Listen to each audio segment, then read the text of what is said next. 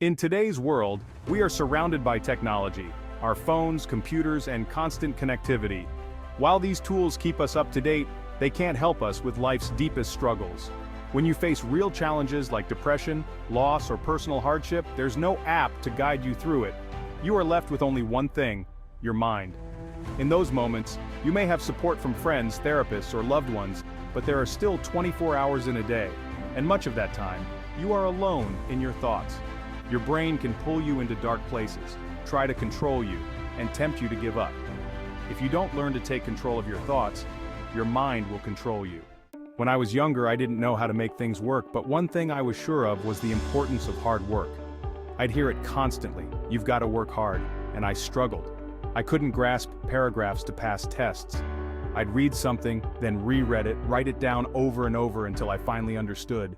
The same persistence applied to physical challenges. I couldn't swim, I was negatively buoyant, but I kept going back. Each time I learned something new. Slowly, my mind adapted to the idea that I wouldn't stop until I succeeded. Eventually, I overcame it. The lesson was simple: if you refuse to quit, your mind will eventually learn that it has no choice but to keep going. When I was in Navy SEAL training, I endured it for 18 months. Normally the program lasts 6 months, but I went through 3 hell weeks in 1 year. My body was broken, stress fractures, shin splints, yet I kept going. I realized that to survive, I had to adjust my mindset. This suffering became my new normal. Each day I woke up knowing I was stepping into pain. My body was breaking down, but I accepted that as part of the process. My mind toughened up because it had to. People often ask how I managed to complete the training under such brutal conditions. The answer is simple: I didn't give myself a way out. I accepted that pain, hardship, and struggle were my reality. My mind adjusted because it knew I wasn't going to quit. Before all of this, I weighed 297 pounds, working a dead-end job, and thought I was giving 100% effort. Looking back, I realized I wasn't even close. It wasn't until I pushed myself beyond my limits, losing 106 pounds and becoming a Navy SEAL, that I understood what trying hard truly meant. Most people never tap into their full potential because they aren't willing to go beyond what's comfortable. They stop when things get tough. But real progress happens when you embrace discomfort as your new normal. When people hear my story, they sometimes think I enjoy suffering. That's not the case. I've just learned how the brain works. I was a scared kid with no foundation, and I built myself from scratch. When you know you can push your limits, even run with broken legs, you unlock a power that most people will never experience. It's not about physical strength, but mental toughness. The mind wants to protect you, but when you break through those limits, you realize how much further you can go.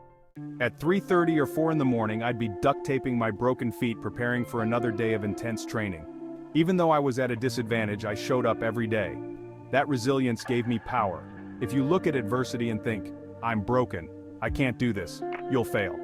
But if you say, "I'm broken, but I'm still here, and I'm going to find a way through," you'll unlock a strength you didn't know existed.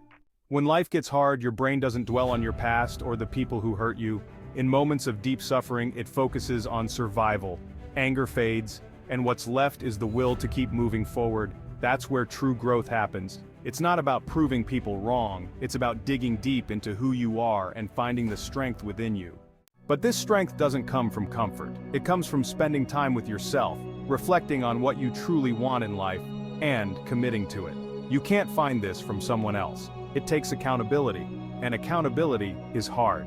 It's about showing up every day and doing the right thing, even when it's difficult. People often think peace comes first, but it doesn't. Peace comes after you've pushed yourself through trials, suffering, and accountability. It's about doing right by yourself and others, even in the smallest details. That's where true peace and strength are found, on the other side of struggle. In the end, mastering your mind and embracing the challenges life throws at you is how you grow. It's not about avoiding suffering, it's about facing it, pushing through it, and coming out stronger on the other side.